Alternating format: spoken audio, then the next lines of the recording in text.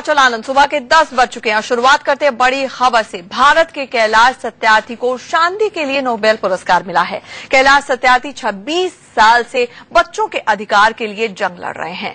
कैसी रही कैलाश सत्यार्थी की अब तक की यात्रा, ये जानने के लिए इंडिया न्यूज के मैनेजिंग एडिटर राणा यशवंत ने कैलाश सत्यार्थी से खास बातचीत की। सबसे पहले इंडिया न्यूज के पूरे परिवार और हमारे सभी दर्शकों की तरफ से आपको बहुत बहुत बधाई। बहुत धन्यवाद आपका। कैलाश सत्यार्थी, आपके सत्य का अर्थ तो कैलाश का हो गया, नाम चरितार्थ हो गया। ये आपके ऊपर है कि आप कैसी इसकी परिभाषा और व्याख्या करते हैं, लेकिन मैं बहुत साधारण सामाजिक कार्य करता हूँ और मुझे गर्व है कि मैं एक भारतीय हूँ जहाँ इतनी महान संस्कृति, महान परंपराएं, महान जनता, महान सभ्यता रही है, महान लोकतंत्र रहा है और शायद इसी मिट्टी में से कुछ ऐसा निकला है कि ये एक सम्मान और एक पहचान मिली है। और मैं हमेशा कहता रहा हूं कि देखिए, भारत 100 समस्याओं की मां हो सकती है, लेकिन 1 लाख समाधानों की मां भी भारत ही है, और ये गांधी जी ने हमें दिखाया था करके। आप खांटी पहले हिंदुस्तानी हैं जिनको शांति के लिए नोबेल पुरस्कार मिला है। दूसरा, 30 साल से ज्यादा का वक्त हो गया बच्चों के लड़ते हुए। जी, क्या यह मान लिया जाए कि बच्चों की बेहतरी और बच्चों के हक में काम करना मानवता की सेवा है, और वो भी शांति से जोड़कर देखा जाए? देखिए, मानवता की सेवा एक हिस्सा है इसका, लेकिन ये एक व्यवस्थागत बुराई है, ये एक अपराध है, ये विकास की विसंगतियों का परिणाम है, और ये सामाजिक सांस्कृतिक जो हमारे परिवेश से पैदा हुई गड़बड़े हैं, उन सब का परिणाम। इसलिए केवल मानवता का काम नहीं है। बाल मजदूरी के खिलाफ लड़ाई उस व्यवस्था के खिलाफ लड़ाई है जो बच्चों को उनकी माओं के गोद से छीनकर और जानवरों से भी कम कीमत में खरीदने बेचने के लिए मजबूर करती है। ये उस सामाजिक बुराई के खिलाफ लड़ाई है जो आजाद देशों में भी गुलामी को बरकरार रखती है। ये लड़ाई उस माफिया के खिलाफ है जिसके सामने बच्चे साधारण मशीनों के पुर्जे हैं जिनसे वो दौलत पैदा करते हैं। ये लड़ाई उस सामाजिक मानसिकता के खिलाफ लड़ाई है जो बच्चों को इज्जत देना नहीं जानता, या तो उन पर रहम करता है या उनका शोषण करता है। तो ये लंबी लड़ाई है, बड़ी लड़ाई। लंबी लड़ाई कैलाश, एक बड़ा सवाल है। मुझे लगता है कि 30 दशक गुजर गए हैं आपको बच्चों के हक में ही लड़ते हुए, उनको छुड़ाते हुए। लेकिन यह 30 वर्षों में यह समस्या बहुत बड़ी है। आज की तारीख में हिंदुस्तान में हर 8वें मिनट पर एक बच्चा अगवा होता है। अगवा बच्चों की तादाद बढ़ी है, बंधुआ मजदूरों की तादाद बढ़ी है, बच्चों का शोषण बढ़ा है। आपको लगता है कि सिर्फ अकेले कैलाश सत्यार्थी इसको संभाल सकते? नहीं, मैं तो कभी सोचता नहीं हूँ। मैं तो बहुत साधारण कार्य करता हूँ। मैंने शुरू में भी कहा, एक साधारण नागरिक हूँ। लेकिन मैं आपको बता दूं कि बाल मजदूरी घटी है। बहुत सारी समस्याएं बच्चों की घटी हैं, बच्चों की अशिक्षा घटी है। बहुत सारी चीजें भारत में हुई हैं और पूरी दुनिया में भी हुई हैं। ये सच है कि बच्चों का चुराना और इस नई तरह की चीजें बढ़ी हैं, और इस पर तवज्जो नहीं दी गई, ध्यान नहीं दिया गया। लेकिन ये सबकी साझा चुनौती है। अकेली सरकार पर हम ये थोप कर नहीं बैठ सकते, अकेली कानून व्यवस्था पर थोप कर नहीं बैठ सकते। अगर हम बच्चे से बनाई हुई चाय पीते हैं किसी ढाबे पर तो हम अपराधी हैं।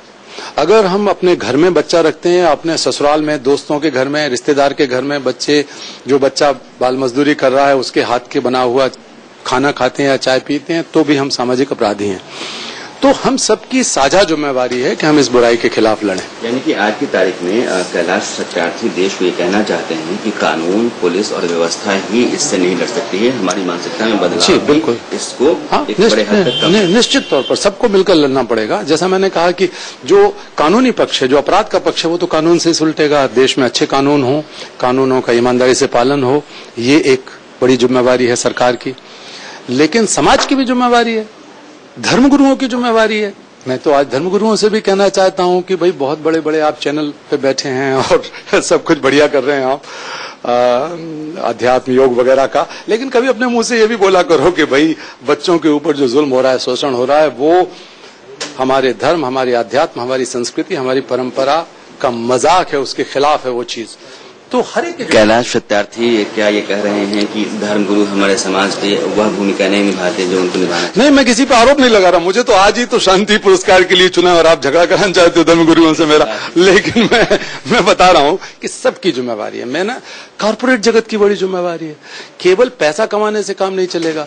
मैं लगातार कई वर्षों से ये कह रहा हूं कि विकास की स्थिरता, सस्टेनेबल डेवलपमेंट केवल बाजार से संभव नहीं है, केवल एफडीआई से संभव नहीं है, विदेशी पैसे के पूंजी निवेश से संभव नहीं, अकेले से। ये सब चीजें जरूरी हैं आज के जमाने में। आप ग्लोबलाइज वर्ल्ड में रह रहे हैं, वैश्वीकरण में रह रहे हैं, लेकिन सूचना का वैश्वीकरण, तकनीक का वैश्वीकरण, बाजार का, आर्थिकी का वैश्वीकरण जितना जरूरी है उससे 1000 गुना जरूरी है मानवीय संवेदनाओं का, मानवीय करुणा का वैश्वीकरण। एक सवाल की आपके साथ इस अवार्ड को साझा किया गया है। मलाला पाकिस्तान में है, हिंदुस्तान में आप हैं, और यह सम्मान तब दिया जा रहा है जब दोनों देशों के बीच तनाव चरम पर है। मुझे नहीं लगता कि वो तनाव को देखकर ये सम्मान दे रहे हैं, क्योंकि ये बहुत दिनों से चलता है, इसका कई सालों से चलता है। ये सब लिखा पढ़ी जांच पड़ताल उनकी, और वो इत्तेफाक है कि इस समय तनाव चल रहा है। मैंने मलाला से बात किया, वो बहुत प्यारी बड़ी सुंदर बेटी की तरह है मेरी। पाकिस्तान में मैं तब से जाता था, काम करता था जब शायद मलाला ने जन्म नहीं लिया था। मैं उनका बहुत सम्मान करता हूं, और मैंने उनसे कहा अभी कि देखिए हमारे अपने बड़े मुद्दे हैं जो साझा मुद्दे हैं। पाकिस्तान और भारत तो साझा संस्कृति वाले देश रहे हैं, तो हमारे मुद्दे भी, हमारी समस्याएं भी कुछ समान और साझा हैं। चाहे वो बच्चों की अशिक्षा की हो, लड़कियों की अशिक्षा की हो, चाहे वो आतंकवाद की हो, चाहे वो बाल मजदूरी की, गुलामी की हो। इस पर हमें लड़ना है, मिलकर भी और अलग अलग भी। लेकिन सबसे ज्यादा जरूरी ये है कि शांति की स्थापना के लिए बच्चों के अधिकारों को मुहैया कराया जाए, और बच्चों के अधिकार मुहैया करा के शांति की स्थापना हो। लेकिन मैंने उनसे ये भी कहा कि आप सुनिश्चित कीजिए, आज मेरे साथ सुनिश्चित कीजिए। उन्होंने बहुत उत्साह दिखाया और कहा भी कि भारत और पाकिस्तान में कोई भी ऐसा बच्चा जन्म ना ले जो अशांति में, हिंसा में, उपद्रव में, तनाव में, एक दूसरे पे घृणा में जन्म लेने के लिए अभिशप्त हो, और कोई बच्चा ऐसा ना हो जिसको इस हिंसा और इस तनाव और इस सब दुश्मनी की वजह से अपना बचपन पूरी तरीके से गुजारने का मौका न मिले। तो शांति जरूरी है बचपन को बचाने के लिए, और शांति के लिए जरूरी है बचपन को बचाना। यानी आप ये कहना चाहते हैं कि अगर जिंदगी बेहतर करनी है तो जिंदगी की बुनियाद आप ठीक कीजिए। यह खबर जो आई नोबेल सम्मान, जी जी, यह आप तक कैसे आई? मुझे किसी मीडिया वाले का फोन आया, बाद में मैंने ट्विटर पे देखा, तो मैं समझाने कि ये क्या है, मेरे लिए तो एक आश्चर्यजनक घटना थी।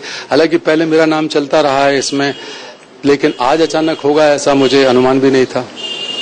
हाँ, बड़ा सम्मान है, दुनिया का सबसे बड़ा सम्मान है। यहाँ तक पहुँचने में बहुत अरसा लगा है, और मुझे अगर करनैलगंज की घटना में याद करूँ तो कई जोखिम आपके जीवन में रहे हैं, कई खतरे आपके जीवन में रहे हैं, कई संघर्ष आपके जीवन में रहा है। जी, आपको लगता है कि उन खतरों, उन संघर्ष और उस तरह की जिंदगी का एक सिला मिला? नहीं जी, देखिए कोई सिला वगैरह नहीं होता।